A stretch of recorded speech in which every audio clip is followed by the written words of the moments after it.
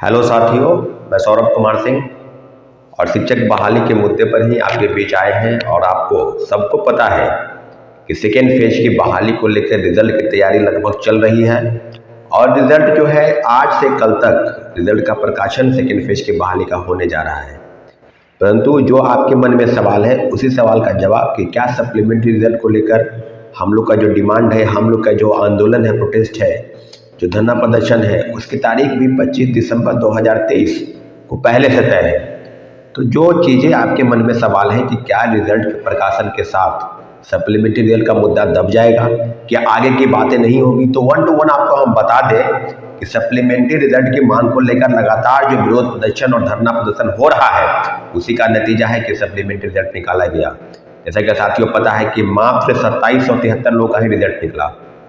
तो अभी तक जो चीज़ें हैं कि क्या सप्लीमेंट्री रिजल्ट को लेकर बीपीएससी के चेयरमैन के हवाले से जो खबर आई कि हम 4700 कुछ पद पर सप्लीमेंट्री रिजल्ट देंगे और उसके बाद भी सीटों की कटौती की गई मात्र 2773। तो आप समझ सकते हैं कि ड्रॉप आउट वाले, एक से ज़्यादा यानी मल्टीपल रिजल्ट वाले, फर्जीवाड़े तरीके से जो नियुक्ति पाली है उनको बाहर करने की बात थी। तो सब चीज़ों पर मुझे लगता है कि चुप्पी साध ली है या इस बात से इनकार कर गए, अपने वादा खिलाफी किया अपने छात्रों के साथ। परंतु इतना जरूर है कि सप्लीमेंट्री रिजल्ट को लेकर सारे शिक्षक अभ्यर्थी बिल्कुल जोरदार आंदोलन की तैयारी है और 25 तारीख के दिन राज्यव्यापी आंदोलन होगा।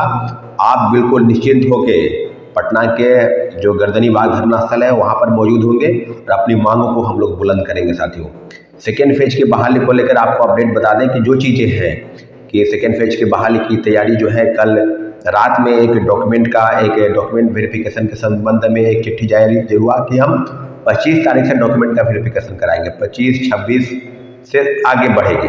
तो अब इतना क्लियर हो गया है कि रिजल्ट प्रकाशन आज से कल तक में निश्चित रूप से हो जाएगा, इसमें कोई दो राय नहीं। पहले प्रधानाध्यापक के जो पद हैं 11वीं 12वीं के, उसके बाद धीरे धीरे घटते हुए, तो हम लोग का स्पष्ट डिमांड था कि एक कैंडिडेट को एक ही रिजल्ट देना चाहिए, यानी 1 कैंडिडेट 1 रिजल्ट। क्योंकि इससे क्या होगा कि अगर किन्हीं का सिलेक्शन अगर प्रधानाध्यापक में होगा, 11वीं 12वीं में होगा यानी उच्चतर माध्यमिक में, और उसी का फिर 8, 9 में हो जाएगा या फिर उसका 1 to 5 में हो जाएगा, तो मुझे लगता है कि अगर किसी का सिलेक्शन होता है एक जगह तो वो अगर वहीं ज्वाइन करेगा तो फिर वो दोनों सीटें जो है किसी नए लोगों को मौका मिल सकता है। लेकिन प्रथम पेज की बहाली में हुआ क्या कि कई जगहों पर जो 4700 रिजल्ट की सूची शिक्षा विभाग द्वारा भेजी गई थी, वो सूची थी मल्टीपल रिजल्ट वाले। 4700 लोग ऐसे थे जिनका एक से कई जगहों पर रिजल्ट था और वो ज्वाइन नहीं किए, एक ही जगह ज्वाइन किए। तो मल्टीपल रिजल्ट वाले, ड्रॉप आउट वाले पर रिजल्ट देना चाहिए था। डॉक्यूमेंट का वेरिफिकेशन लगभग 10,000 लोगों ने नहीं कराया, वो सप्लीमेंट्री रिजल्ट का आंकड़ा था उसको देना चाहिए था। खैर, सब चीज़ों पर तो इतना जरूर है कि 1,22,000 फिर पर सेकेंड फेज की बहाली में है।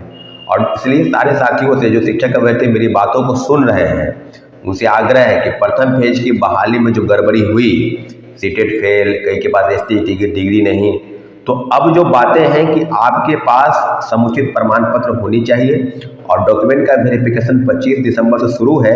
तो आप सभी लोग डॉक्यूमेंट के वेरिफिकेशन के संबंध में जो भी डॉक्यूमेंट है उसको ठीक ढंग से देख लें, उसको साझा कर लें। क्योंकि जो चीज़ें हैं आपके मन में कि ये है वो है, कोई डाउटफुल चीज़ें हैं, तो इतना जरूर है कि इस बार किसी भी प्रकार की गड़बड़ी को कोई शिक्षक अभ्यर्थी या हम लोग बर्दाश्त नहीं करेंगे।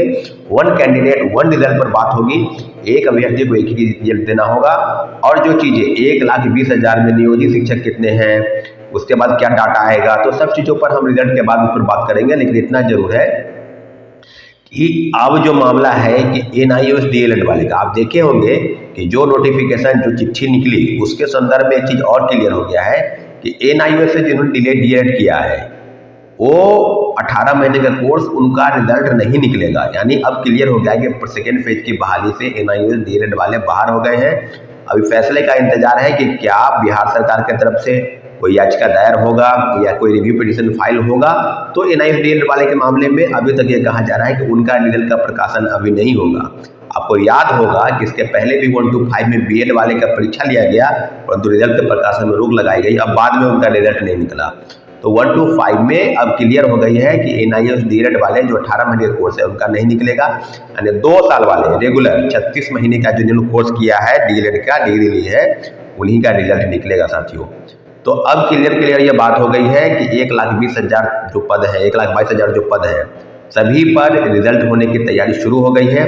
बीपीएससी आज से लेकर और कल तक सभी का, उच्चतर माध्यमिक से लेकर प्राथमिक तक, प्रधानाध्यापक तक सभी का रिजल्ट तैयारी कर चुका है। और जिला का जो आवंटन होगा रिजल्ट के साथ, यानी जितने भी शिक्षक अभ्यर्थी हैं जिस जिला में वो जाएंगे उनका आवंटन अभी होगा। और डॉक्यूमेंट वेरिफिकेशन का काम जो है, सूची जो है वो जिला शिक्षा पदाधिकारी के स्तर से जिला शिक्षा पदाधिकारी, डीपीओ या डीपीएम, प्रोग्राम पदाधिकारी, यानी कहने का मतलब शिक्षा विभाग अपने स्तर से डॉक्यूमेंट का वेरिफिकेशन करेंगे। लेकिन बीपीएससी की तरफ से जो तैयारी है वो अंतिम चरण में है। रिजल्ट का प्रकाशन कभी भी हो सकता है।